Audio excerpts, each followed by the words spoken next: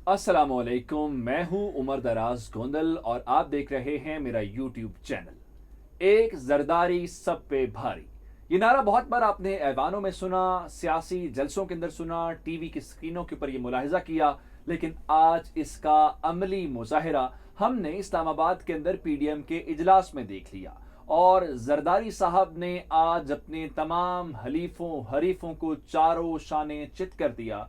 ये अहम मामला क्या हुआ कि उनकी नवाज शरीफ के साथ भी तल्ख कलामी हुई और मरीम नवाज के साथ भी उनकी तू तकरार हुई, क्या मुकालमा हुआ और क्या वजह बनी, और जरदारी साहब ने क्या आज पीडीएम को टिश्यू पेपर की तरह इस्तेमाल करके अपने डस्टबिन के अंदर फेंक दिया है।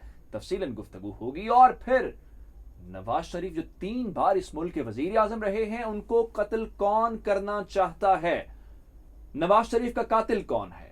क्या कहीं उनके घर में तो कोई शख्स खुदा न खास्ता नहीं चाहता जो उनकी जगह लेना चाहता हो, जिसको वजीर आजम बनने की बहुत जल्दी हो? आज इस बारे में क्या गुफ्तगू हुई आपको ये भी बताएंगे।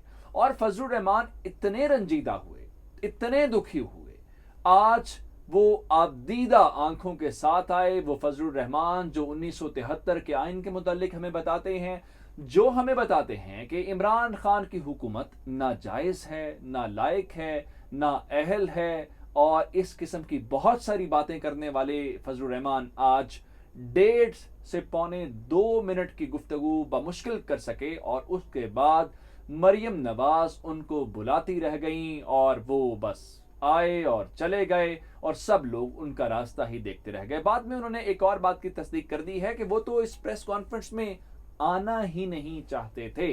वो सबके इसरार के ऊपर आए और लॉन्ग मार्च को मुलतवी करने का ऐलान करने के बाद वो क्या बात करते, जिसके बाद वो रवाना हो गए। आज का दिन मजमूई तौर पे जरदारी के नाम रहा और पाकिस्तान पीपल्स पार्टी के नाम रहा। फजलुर रहमान ने इससे पहले आज इन तमाम सियासी कायदीन के सामने हाथ जोड़ के ये बात कही थी कि आप मेहरबानी कीजिए, कोई ऐसा तासुर मत जाने दीजिए जिससे लगे कि हमारे इत्तेहाद में दरार पड़ गई है और हमारे इख्तलाफात नुमाया हो गए हैं। लेकिन 11 जमातों के इस इजलास के बाद तकरीबन 11 मिनट की उस प्रेस कॉन्फ्रेंस के अंदर वो काम फजलुर रहमान साहब ने खुद पहले 1.5 मिनट के अंदर कर दिया, जब वो आए और उन्होंने आनन फानन ये ऐलान किया कि जब तक पाकिस्तान पीपल्स पार्टी जवाब नहीं देती, इस लॉन्ग मार्च को मुलतवी किया जा रहा है। ये लॉन्ग मार्च मुलतवी नहीं बल्कि मनसूख समझा जाए। उसके बाद वो हो गए रवाना, जिसके बाद अब बहुत सारे सवाल आपके सामने हम रख रहे हैं। ऑपोजिशन लीडर के ऊपर क्या इख्तलाफात है, जरदारी साहब ने एक बार फिर किस तरह से नून लीग को इस्तेमाल किया है, और उसके अलावा मरियम नवाज ने आज नवाज शरीफ के कातिलों के मुतालिक गुफ्तगू की है। मरियम नवाज को ये कैसे मालूम है कि कोई उनको कत्ल करना चाहता है, और अगर वाकई उनको पाकिस्तान में खुदा न खास्ता कत्ल करना चाहता है तो उस शख्स का नाम क्या है और कौन वो मुतल्लिका लोग हैं जिसके बारे में मरियम नवाज आज गुफ्तगू कर रही थी। आज बुनियादी तौर पर जरदारी साहब ने एक सिंपल सा मुतालबा किया, सादा अल्फाज में। उन्होंने कहा हमारे इस्तीफे भी हाजिर हैं, हम भी हाजिर हैं, लेकिन हम ये चाहते हैं कि नवाज शरीफ साहब वापस आएं और हम अपने जो इस्तीफे हैं उस मौजूद शख्सियत के, जो इस मुल्क की 3 बार वजीर आजम रही है, वो शख्सियत काबिल एहतराम, हम उनके हवाले ये इस्तीफे करना चाहते हैं क्योंकि हमें किसी और के ऊपर एतबार नहीं है। जिसके बाद प्रेस कॉन्फ्रेंस के अंदर भी और उस इजलास के अंदर भी मरियम नवाज ने जरदारी साहब को जवाब दिया। वो जरदारी जिनके मुतालिक मरियम नवाज जलसों के अंदर नारे लगाती थी, इमरान जरदारी भाई भाई। ये नारे तब लगते थे जब बलूचिस्तान की हुकूमत गिरी थी और संजरानी साहब जो थे वो जीत के चेयरमैन सेनेट बन गए थे। संजरानी साहब के हवाले से भी आज बहुत बड़ी खुशखबरी है, वो भी आपको बताएंगे, लेकिन फिलहाल ये बात जरा मुकम्मल कर लें। तो आज वो जरदारी इमरान भाई भाई जो हैं, तो इमरान खान के भाई जरदारी जो हैं, उनको मरियम नवाज साहिबा ने अपने वालिद साहब का मकाम दे दिया है। ये कितना शरीफ खानदान के बारे में क्या कहें कि उनके चचा उनके वालिद गिरामी का पेट फाड़ना चाहते थे, उनको सड़कों के ऊपर घसीटना चाहते थे।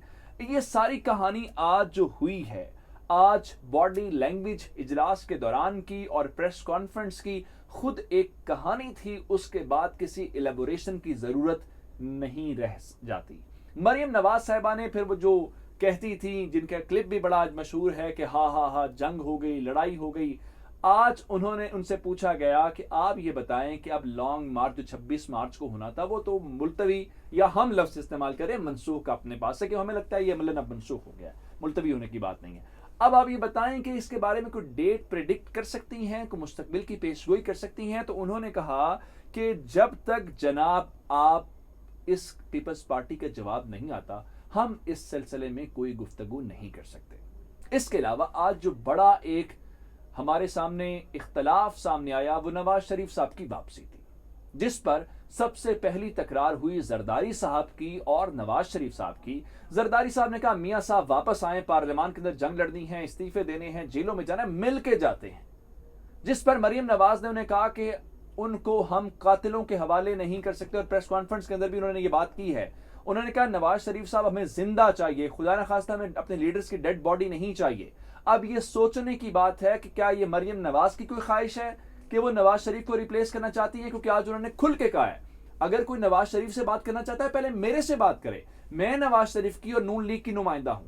اور انہوں نے کہا ہے کہ ہم ان کو قاتلوں کے حوالے نہیں کر سکتے. اب کون ہے ان کے قاتل؟ آپ 3 بار ملک کے وزیر اعظم رہے تو اچھا ہے, لیکن جب جیلیں کاٹنے کی باری آئے, جب اپوزیشن کی کسی تحریک کا حصہ بننا پڑے, آپ کو قربانی دینی پڑے, تو پھر آپ کو قاتلوں کی اس قسم کی باتیں کریں. یہ مناسب نہیں تھا. مریم نواز کو یہ بات نہیں کرنی چاہیے تھی. اگر خدا نخواستہ جان کو خطرہ ہے تو وہ اپنی جان, وہ خود بھی تو محفوظ ہے, جیل سے باہر ہے.